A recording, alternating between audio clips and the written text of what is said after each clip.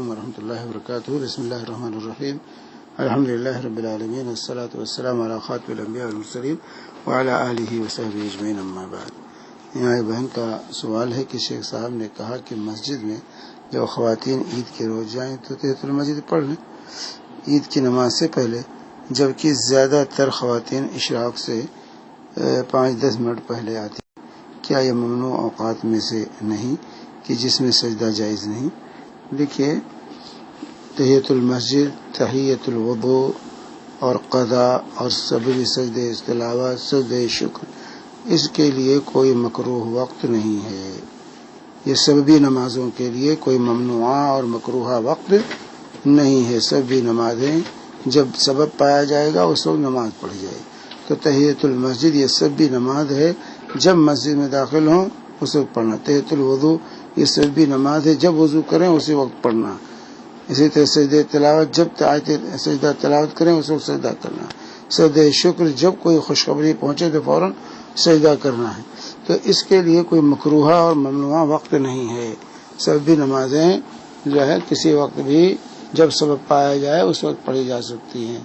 تو اس کے لیے کہنا کہ سببی نماز یہ جو ہے مکروہ وقت ہوتا ہے. مکروہ وقت عام نوافل کے لیے، عام نوافل کا پڑھنا ان اوقات مکروہہ میں منع ہے، لیکن سببی نماز پڑھنا جائز ہے. سببی نماز کا ان اوقات میں پڑھنا جائز ہے. جیسے کہ ترمذی اور ابو داؤد کی روایت ہے کہ ایک صحابی نے فجر کی نماز کے بعد پڑھی، 2 رکعتیں پڑھی. اللہ کے رسول نے پوچھا کہ کیا پڑھی تم نے، اس وقت کون سی نماز پڑھی؟ تو انہوں نے کہا یہ میری فجر کی سنت تھی جو چھوٹ گئی تھی. تو اللہ کے رسول صلی اللہ علیہ وسلم نے ان کو اس سے نہیں روکا، قضا کیا انہوں نے، حالانکہ یہ مکروہ وقت ہے. تو سبب پایا گیا قضا نماز کے لیے، ممنوع نہیں. یہ تھے اللہ کے رسول، بخاری مسلم کی روایت ہے، اللہ کے رسول نے صلی اللہ علیہ وسلم نے ظہر کے 2 رکعت سنت کی قضا عصر کے بعد کی، عصر کے بعد اس کی قضا کی. تو جب سبب پایا جائے تو نماز جو ہے سببی نمازوں کا پڑھنا یہ جائز ہے. سببی نمازوں کا ان اوقات میں پڑھنا یہ جائز ہے، اس کے لیے مکروہ نہیں ہے.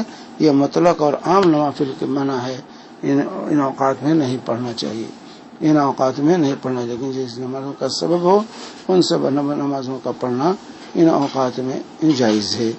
لہذا تحیۃ المسجد بھی اذا دخل، اللہ بھی فرماتے اذا دخل احدکم المسجد فلا یجلس حتی یرکع رکعتین، جب بھی تم میں سے کوئی شخص مسجد میں داخل ہو تو اس وقت تک نہ بیٹھے جب تک کہ 2 رکعت نہ پڑھ لے. تو جب بھی مسجد میں داخل ہو تو بیٹھنا ہے، تو 2 رکعت پڑھ کے بیٹھنا ہے. تو تحیۃ المسجد. یہ تحیۃ الوضوء جو ہے بلال سے جب اللہ کے رسول نے پوچھا تھا، بخاری و مسلم کی روایت اس سے پہلے آ چکی ہے آپ کے سامنے، کہ اللہ کے رسول نے پوچھا تھا فجر کی نماز کے بعد کہ اے بلال، تم کون سا ایسا عمل کرتے ہو جو زیادہ امید افزا ہے تمہارے لیے، کیونکہ جنت میں نے اپنے سامنے تمہارے قدموں کی آہٹ سنی ہے. تو بلال نے کہا یا رسول اللہ، میرے پاس اور تو کوئی عمل نہیں، لیکن جب بھی دن و رات میں جب بھی میں وضو کرتا ہوں تو جو اللہ تعالیٰ نے میرے لیے مقدر کر رہا ہے 3 رکعتیں پڑھ لیا کرتا ہوں.